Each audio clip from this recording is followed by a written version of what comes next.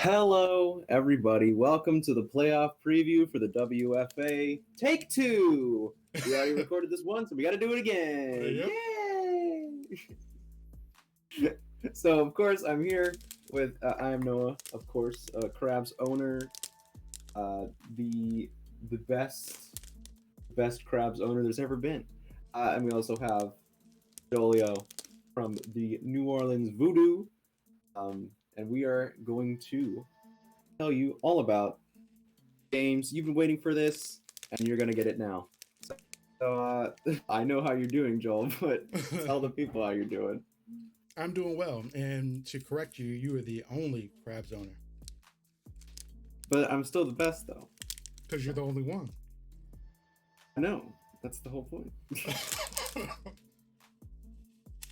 All right. Let's, let's get this over with. So, Yep, got a little bit of a speed run here. so take two. So, for the very first game of the WFA wild card, as you can see on the screen, we have the Vegas Gamblers going up against the Portland Cougars. Very important thing to note with this game is that these teams are both in the Pacific West Division.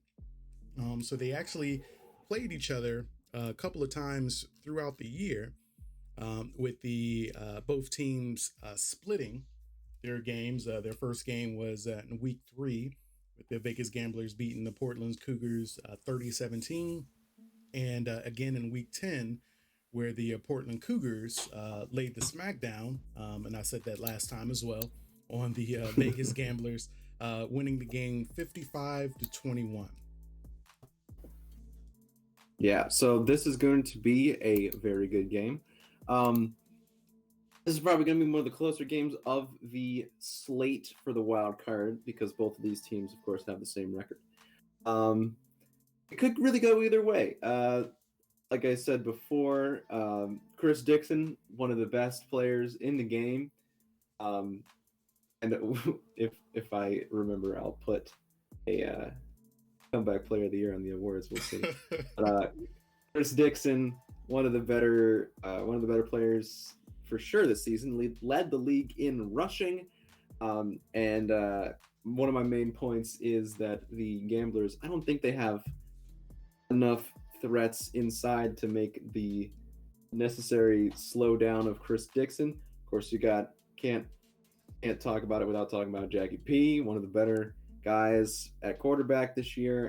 And then on Gamblers, Richmond Webb. Gotta love some Richmond Webb, bringing him over. Gamblers, of course, one of the teams I had to help build in the off season. So I have a little bit of a connection with this team.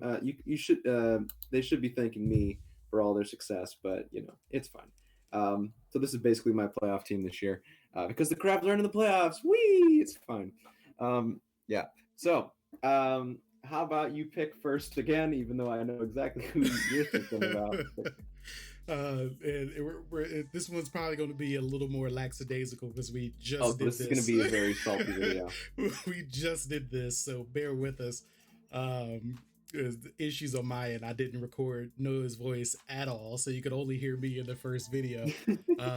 I didn't delete it, so if you want me to upload it, I will most definitely upload it for you guys, so you can only hear me go through the same exact thing. But that one's a little more formal.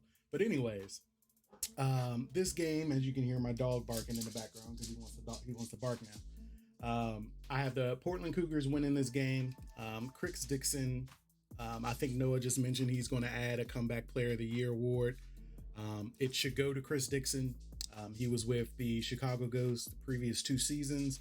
Both seasons his year was ended due to injuries. Actually, in our prediction show, we predicted that he would probably get injured again at the beginning of the year, but he proved us both wrong, being second in touchdowns and leading the league in rushing. So he would 100% get my vote of the Comeback Player of the Year. And just like Noah, I'm going with the Portland Cougars winning this game. I gave a prediction on my last video, but didn't give a prediction on any other game. So I'm going to leave my prediction out this time. Yeah. So we're definitely thinking Cougars here. The Gamblers offense, if they can really get going, because Deontay Brown, they were able to bring him in mid-season.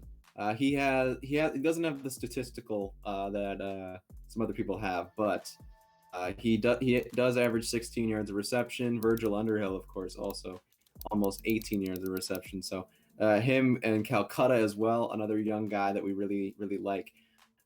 So between them, I think there is a chance that the Gamblers could win this game.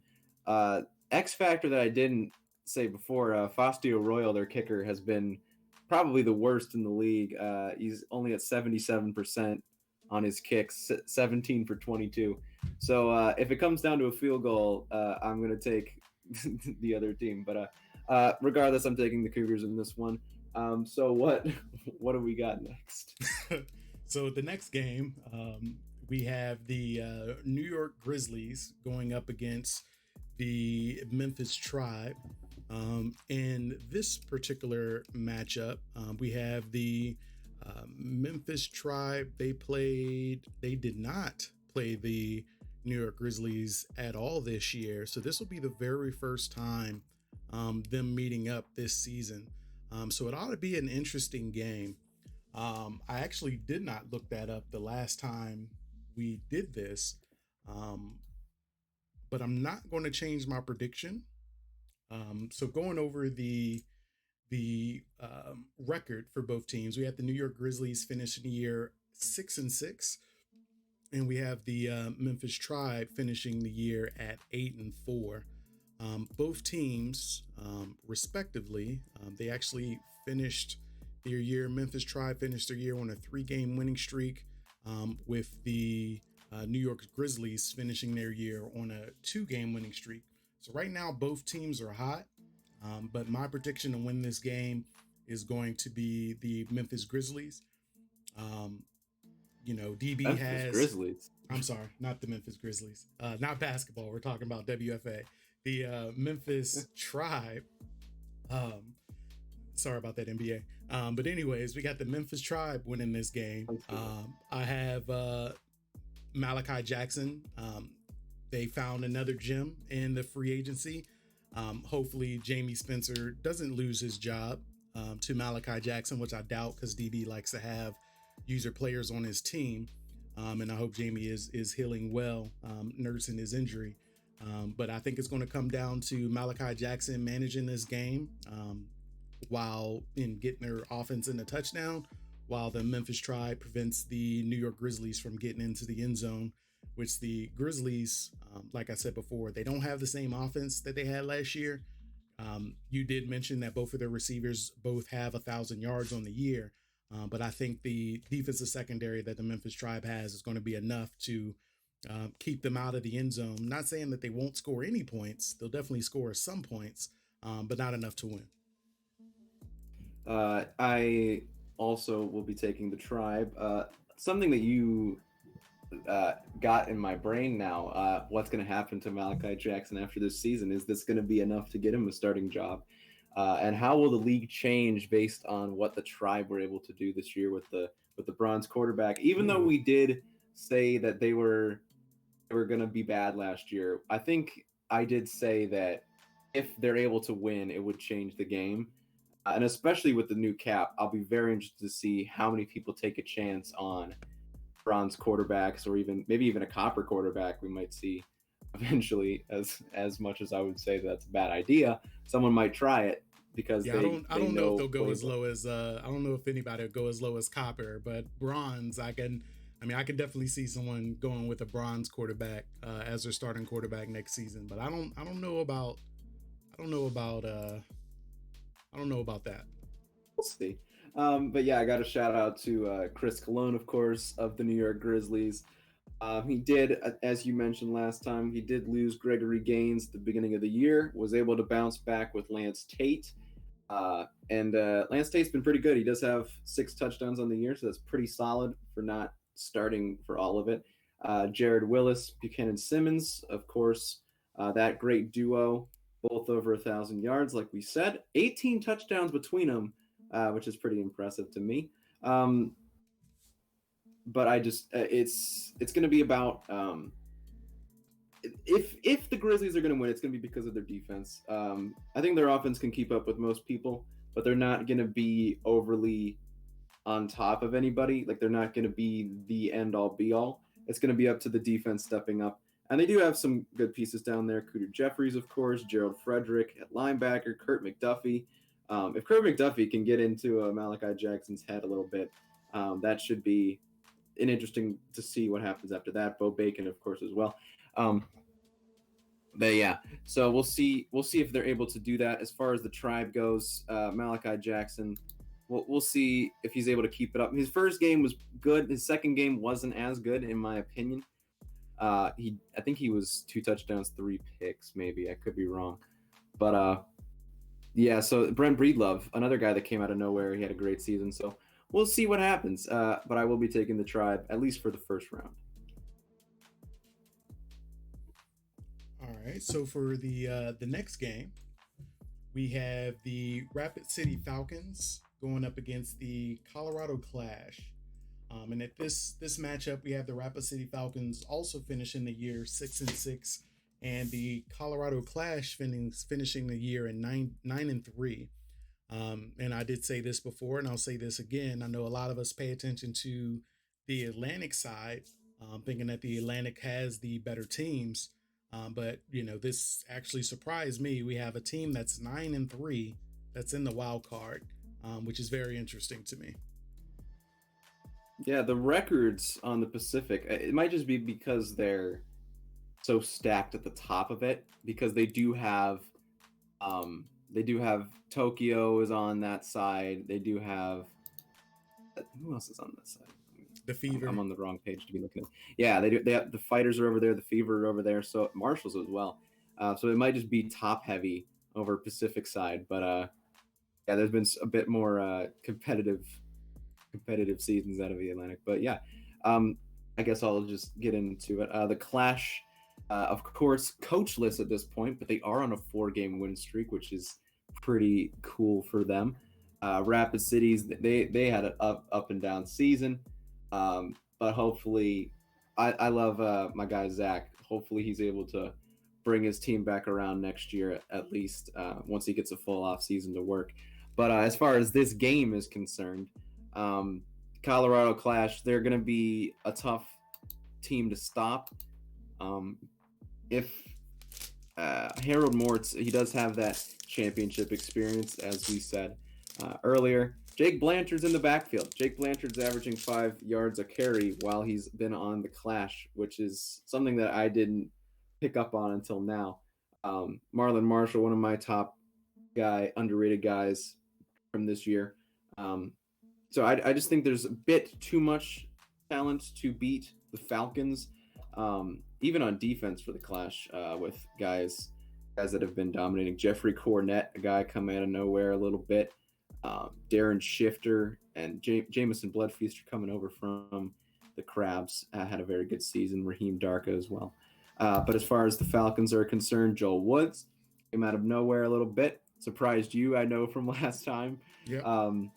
Hugo wasn't as good as he has been in seasons past, but he is still a 2-time MVP. So we'll see if he's able to turn on a little bit of that magic. And the Falcons defense is pretty good. They're able to pressure the quarterback really well. They've gotten a few takeaways, even though it's Logan Foster with 3 picks. And so we know his struggles on the defensive backside. But yeah, DJ Barnes, he has 6 picks on the year. Very talented player. But as far as picking this game, I will be taking the Colorado Clash. Yeah, so what do you think about these teams? Yeah, I agree with you. I'm going to go with the Colorado Clash. Both of these teams had an interesting year. The Falcons losing their owner and Zach Holder coming in. Shout out to Zach Holder, by the way. He's completely changed this team. There's only a few familiar faces on the Falcons, Hugo Zachary being one of them. And Clash also having their owner with all owners stepping down with issues with the players not running their playbook. Now it looks like their players are buying into the 3-4 system on defense, and they're starting to win games. Last couple of games, they were able to garner up a win streak, which right now We have the Clash coming off of a 4-game winning streak, and the Falcons just on a 1-game winning streak. And both of these teams are in the Pacific Central, so they've seen each other throughout the year, which they split games this year with the Falcons beating the Clash week 4 of the season 35-17, with the Clash beating the Falcons in week 11 24-17. So this game can be a toss-up. If I'm going to choose anybody, it's going to be the Clash. They're now running the 3-4 defense. I think the 3-4 defense is going to take the Clash to the next round in the playoffs. I don't have them winning it, but they will go to the next round for sure. I agree. All right, so going to our last matchup. We have the New Haven Lancers going up against the Charleston Swamp Foxes. So if we, like I said before, if we were looking at this game a couple of weeks ago, it would have been Swamp Foxes in a beatdown because, as we all know, Art Vandelay, when he came to this team, I didn't expect very much, but he brought in his quarterback. He brought in Roger Howard at wide receiver, and they just ran through teams for the first half of the season. But they were doing really well, and then the last couple of weeks, there's been a few chinks in the armor. They haven't been as good as they were in the couple of weeks before that. But the team that they are playing, of course, is the New Haven Lancers, and they were able to sneak their way into the playoffs because of the Reapers losing their last 2 games. It was very, very close there. But the Lancers, they are coming off a victory this week against the Firebirds that put them into the playoffs. And they've had some good games. Deshaun Harrison is one of those guys that he's been very solid for them. One of those quarterbacks that I'm just laughing at our chat now. Just going back and forth while I load up my stats here.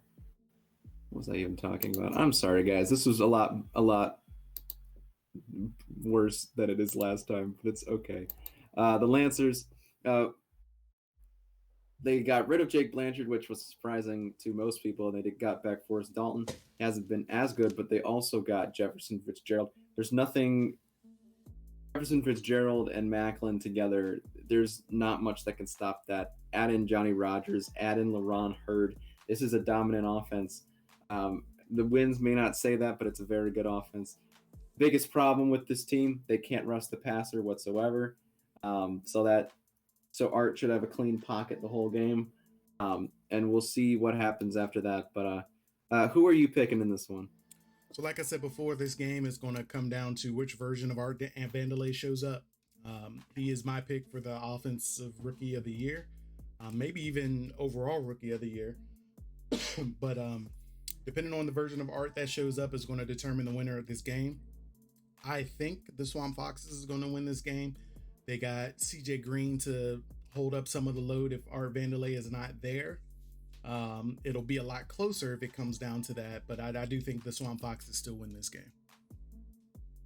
I mean, he's going to be a big part of the offense, regardless of what happens with his play style. Because, of course, I think he threw it like 70 times last game, even though he had 4 picks. But like that's how the Swamp Foxes have rolled the last couple of weeks, trying to keep up with Nate Peterman and Jr. and the Wolfpack offense. But yeah, I will also be taking the Swamp Foxes. I don't think that I don't think the Lancers are going to be able to keep up with them offensively or defensively. And I'm going to be taking the Swamp Foxes into the next round. So now we are through the first round matchups. How about you tell them who else is in the playoffs? So, looking at the full playoff picture, as you can see, we have the New Orleans Voodoo taking away again the number 1 spot in the Atlantic from the Charleston Swamp Foxes. So they're going to have home field advantage throughout the year. Same thing with the Chicago Ghost on their side, finishing at number 2. On the Pacific side, we have the Green Bay Wolfpack, who barely was able to clinch the number 1 spot. Basically the same boat as the New Orleans Voodoo, but they have home field advantage throughout the playoffs.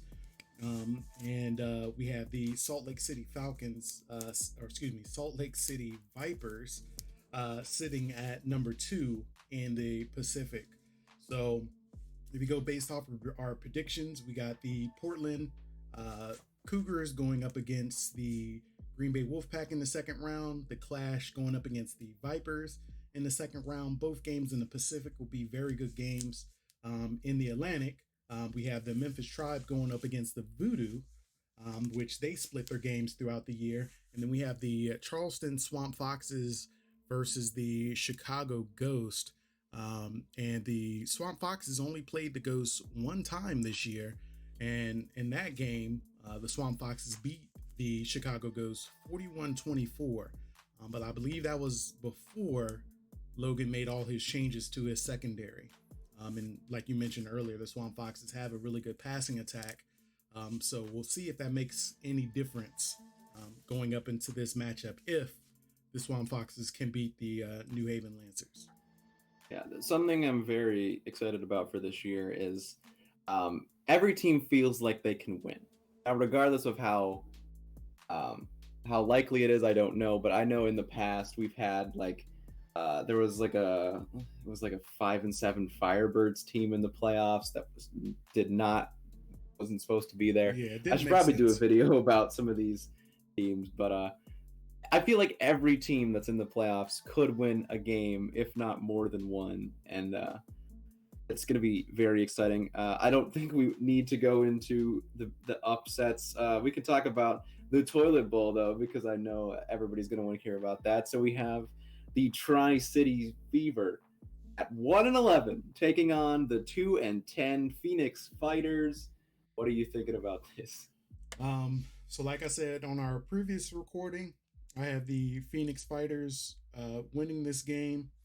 So they will secure another number 1 round pick. I believe they secured it last year as well. The Fighters are a good team. I think they did have the number 1 pick last year. Let's see. Number 1 pick was the Reapers last year. Oh, was it? And then they traded it to the Miami. Oh, so the Toros won the Tola Bowl last year. Interesting. Okay. It was them and the Marshalls. The Fighters were actually kind of good last year. Right, yeah, because they had a good showing in the playoffs with their defense. But that's just a lot different this time around. I think the biggest thing with the Fighters, if they win this game, they need a quarterback. Their defense is decent, but they need someone that can help their offense score points. Like I said before, all of the games, if you look at all of the games of the Fighters, their games are within their biggest margin of loss is 14 points. So if you think about that, they need someone that can help them score touchdowns.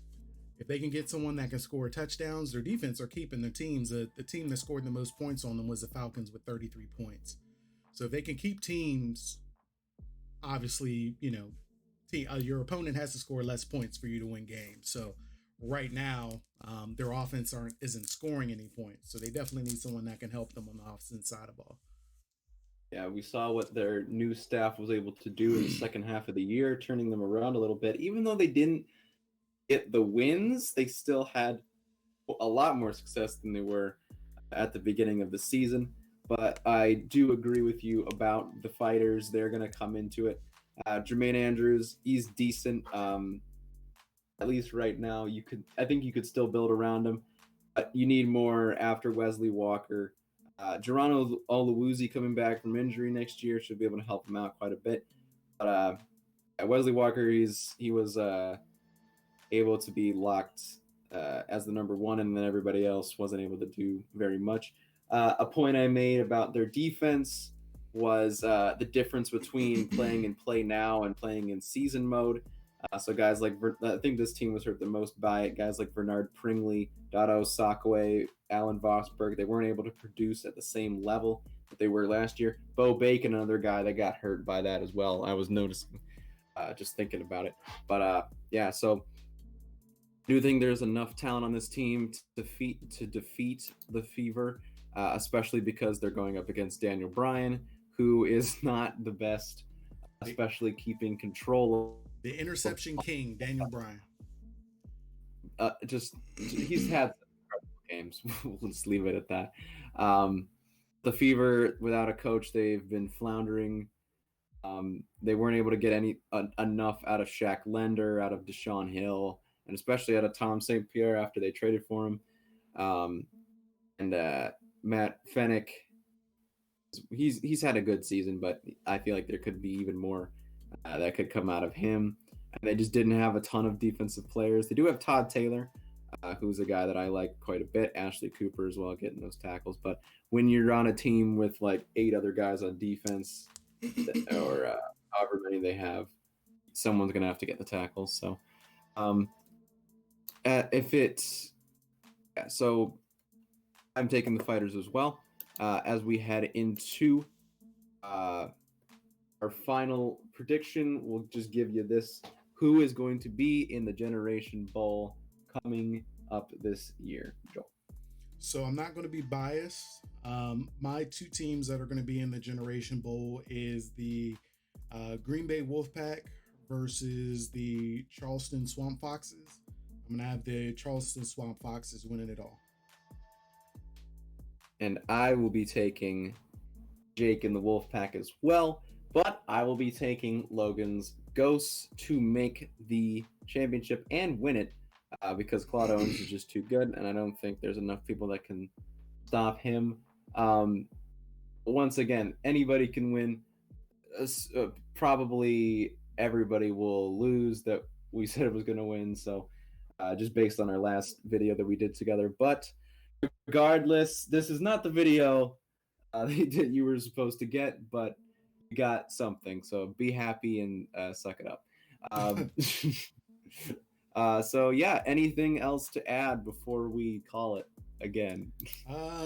No, I think this year the WFA, we've made some huge changes. We got more changes coming up in the next year.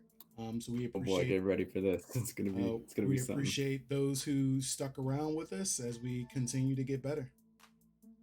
Yeah, thank y'all for watching. Shout out to Logan for all of these graphics and everything, even though he wasn't able to be here tonight. Still adding that to the video. Real cool. But yeah, so that's it for me. Thank you all for watching, and see you next time. Yes, guys, we appreciate you guys. You guys have a good day or night, depending on when you're watching.